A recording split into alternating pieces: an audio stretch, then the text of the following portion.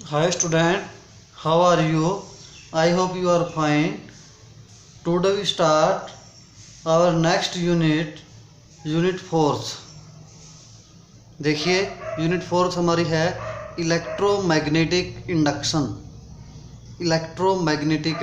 Induction and alternating current. इसका first chapter है chapter number 6 जो हमारा, तो यानी कि इलेक्ट्रोमैग्नेटिक इंडक्शन मैग्नेटिक यानी कि इलेक्ट्रोमैग्नेटिक इंडक्शन के बारे में हम 10th क्लास में भी पढ़े हुए हैं थोड़ा बहुत, उसका यहाँ पे यूज भी होगा। और जो 3rd यूनिट थी उसका भी यहाँ पे यूज होगा। मैग्नेटिक फील्ड के बारे में भी हम पढ़ चुके हैं। देखिए फिर इसकी इंट्रोडक्शन देख रहे हैं हम स्टार्टिंग में। इन 1820 Oersted discovered that moving charge produced magnetic field. ये हम पढ़ चुके हैं हमारे यूनिट नंबर 3 में।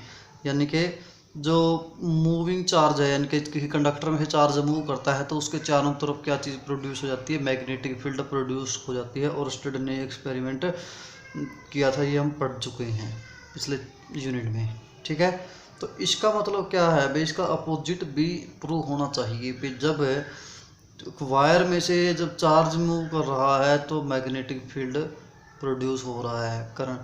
इसका मतलब इसका अपोजिट देखते हैं भाई। The question arise as to whether moving magnetic produced electric current. यानी कि इसका उल्टा, यानी कि क्वेश्चन ये होता है क्या, जैसे moving charge magnetic field produce करता है, वैसे ही क्या मैग्नेट को मूव कराया जाए, क्या वो भी करंट पैदा करता है।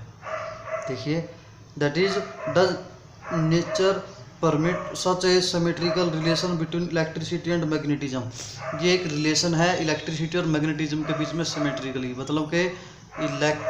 मतलब कि चार्ज के द्वारा इलेक्ट्रिक फील्ड जो है उसके द्वारा मैग्नेटिक फील्ड प्रोड्यूस हो रहा है, और जो मैग्नेट है मैग्नेटिक फील्ड के द्वारा उसके द्वारा क्या हो रहा है, इलेक्ट्रिक फील्ड यानी कि इलेक्ट्रिसिटी पैदा हो रही है। तो ये क्या है, एक सिमेट्रिकली रिलेशन है दोनों में। यानी कि इसका आंसर फिर क्या आएगा, यस आएगा। जैसे हम अगर किसी कंडक्टर में से चार्ज मूव कर रहा है, उसके चारों तरफ क्या हो रही है, मैग्नेटिक फील्ड प्रोड्यूस हो रहा है, वैसे ही अगर हम मैग्नेट को हम क्या कर रहे हैं भी, मूव करवा रहे हैं, तो फिर वो क्या चीज़ प्रोड्यूस कर रही है, वो करंट पैदा कर रही है, इलेक्ट्रिसिटी प्रोड्यूस करती है। देखिए इसके बारे में, जो एक्सपेरिमेंट ऑफ माइकल फैराडे ने यूके के अंदर किया था एंड जोसेफ हेनरी ने यूएसए के अंदर, ईस्ट प्लेस्ड अराउंड ईयर 1830 के आसपास ये एक्सपेरिमेंट किया था। तो इस एक्सपेरिमेंट के बेस पे the electric current were induced in close coil. उन्होंने क्या ली, close coil Lee.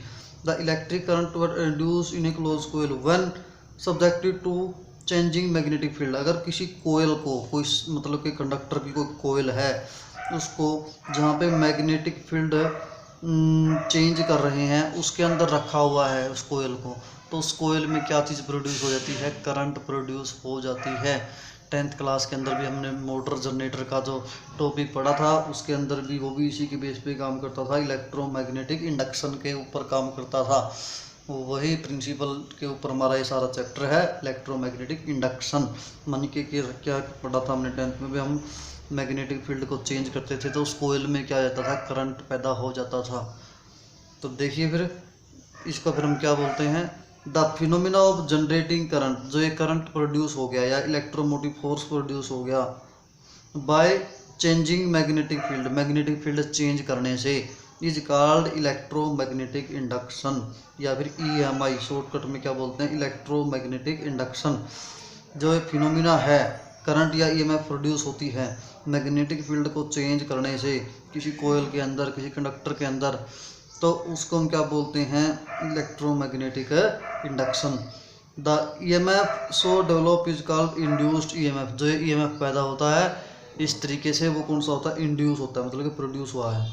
If the conductor is in the form of close circuit. अगर कंडक्टर क्लोज सर्किट है, जैसे कोयल होगी, कोई भी किसी भी कंडक्टर की हो सकती है, कॉपर की, एल्युमिनियम की कोयल हो सकती है, एक current flow in the circuit is called induced current. उस केस में जो करंट होगा उसको क्या नाम दिया जाएगा, इंड्यूस्ड करंट।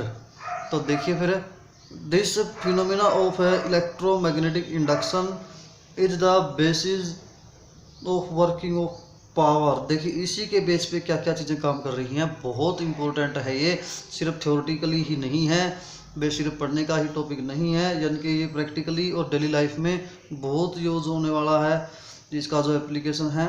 देखिए पावर जनरेटर, डायनमो, ट्रांसफार्मर, ये एक्स्ट्रा इस तरह से बहुत सारी चीज़ें हैं जहाँ पे इस प्रिंसिपल के ऊपर काम करती हैं, यानी कि इलेक्ट्रोमैग्नेटिक इंडक्शन के ऊपर जो काम करती हैं। We can not imagine a world where there is no electricity. हम ऐसे संसार की कल्पना नहीं कर सकते जहाँ पे इलेक्ट्रिसिटी ना हो।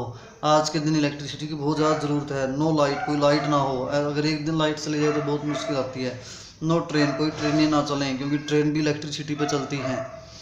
नो टेलीफोन, टेलीफोन की बात अगर हम करें, no personal computer, nothing that work on electricity. Electricity पे जो चीज़ें वर्क कर रही हैं वो सारी की सारी इसके ऊपर कार्य करती हैं। इस तरह से यानी कि अपने आप में बहुत ही इम्पोर्टेंट टॉपिक पेपर के हिसाब से भी और वैसे भी जो डेली लाइफ के हिसाब से भी है, काफ़ी इम्पोर्टेंट है।